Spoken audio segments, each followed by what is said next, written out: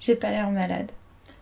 Même quand j'ai très mal et même quand ça va pas du tout, j'ai pas l'air malade. J'ai l'air fatiguée, j'ai l'air épuisée, j'ai l'air tendue.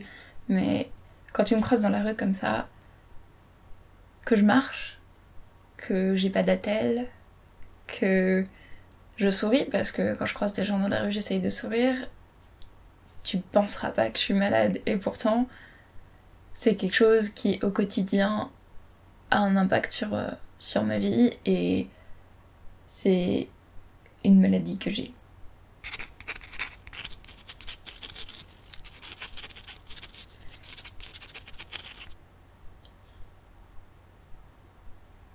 Ce truc de pas avoir l'air malade, j'en ai tellement discuté avec plein de personnes différentes, et qu'elles soient concernées ou pas d'ailleurs, ou avec des proches, et ça m'est tellement arrivé d'en parler que j'ai l'impression d'enfoncer des portes ouvertes, et j'ai l'impression de répéter encore quelque chose qui a déjà été dit et qui a déjà été redit.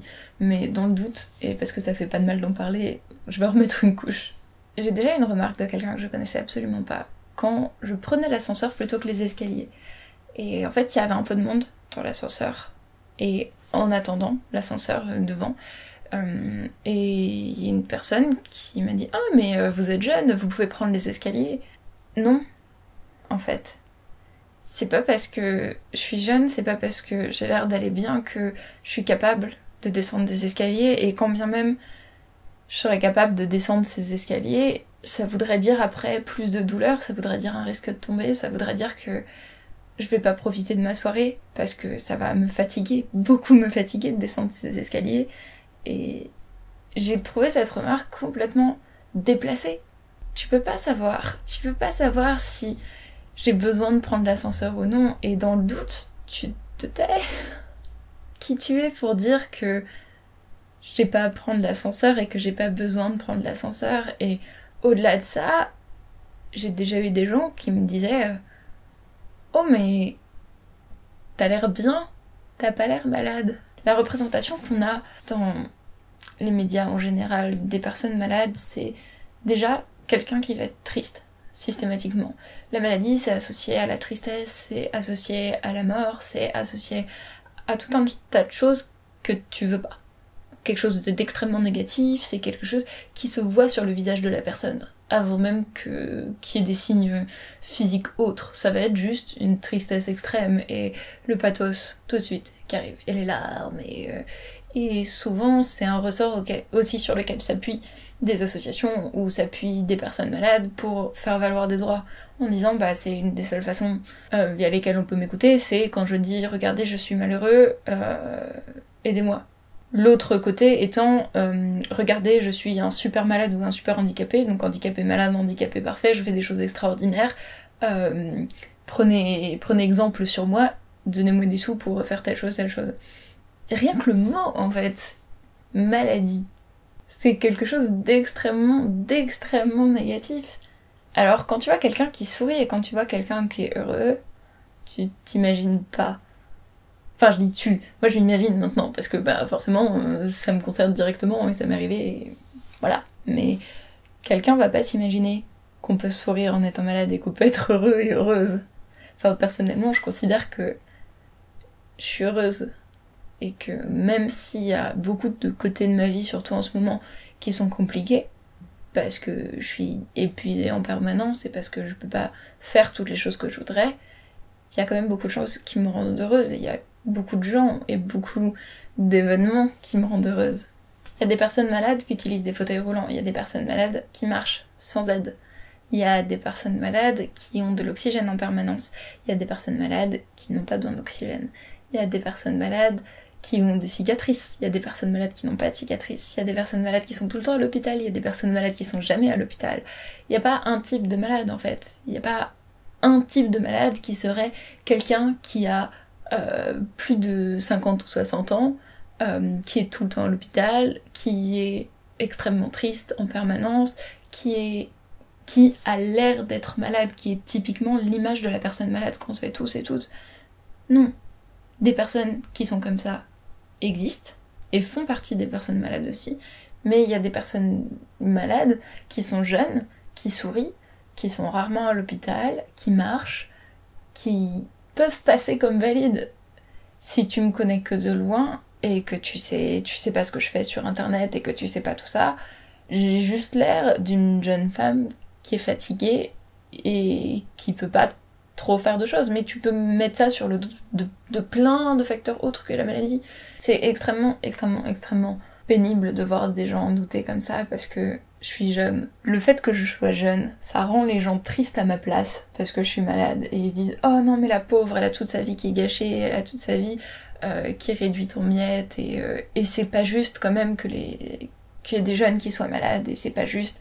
Et moi j'ai 40, 50, 60 ans et je suis en bonne santé, j'ai jamais eu de problème de santé de ma vie et toi t'as 20 ans et t'es malade et t'arrives pas à marcher plus de quelques dizaines de mètres et t'arrives pas à...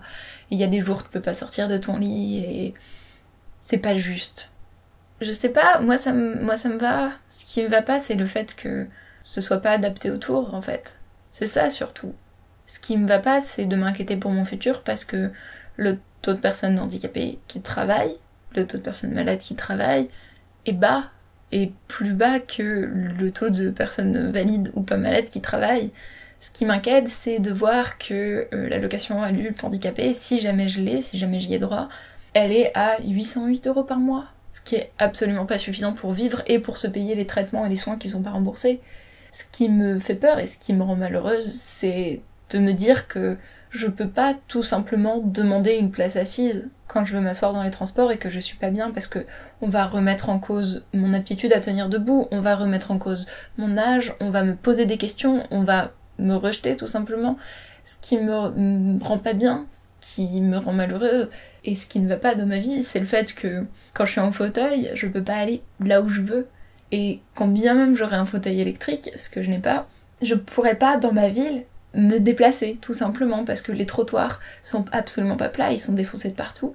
Ça me demanderait beaucoup trop d'énergie que de comprendre à chaque fois dans quel sens il faut que je passe, et de passer toutes les petits rebords, et il y a, je pense, la moitié des trottoirs de ma ville, non, peut-être 30%, 35% des trottoirs de ma ville qui ne sont pas accessibles tout simplement. Parce que, quand tu regardes, au niveau des passages piétons, les bateaux, donc les bateaux, c'est la petite pente qu'il y a pour que t'aies pas à trop lever le pied quand tu passes sur le trottoir ou pour que les poussettes, par exemple, aient pas trop de mal à passer.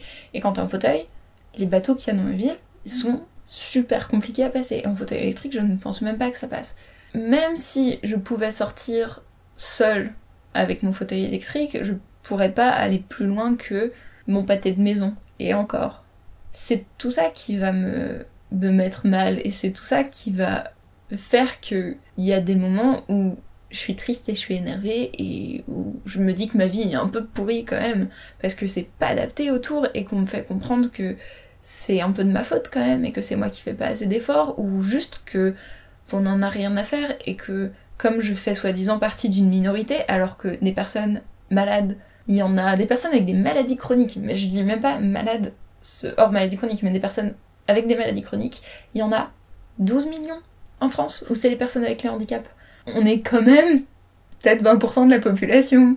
Donc enfin, à ce moment-là, faut se poser des questions quand même. Si tu expliques à 20% de la population que juste tu t'en fiches et que ça coûte trop cher et que on doit déjà nous payer nos allocations et qu'on est des déchets de la société et que enfin...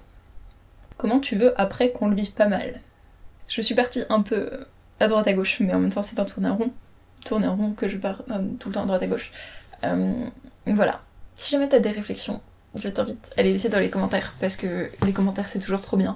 Et j'ai l'impression que j'ai les meilleurs commentaires, la meilleure section commentaires grâce à toi et à vous tous et à vous toutes de tout le YouTube international, parce que c'est une section commentaires qui est extrêmement bienveillante à chaque fois.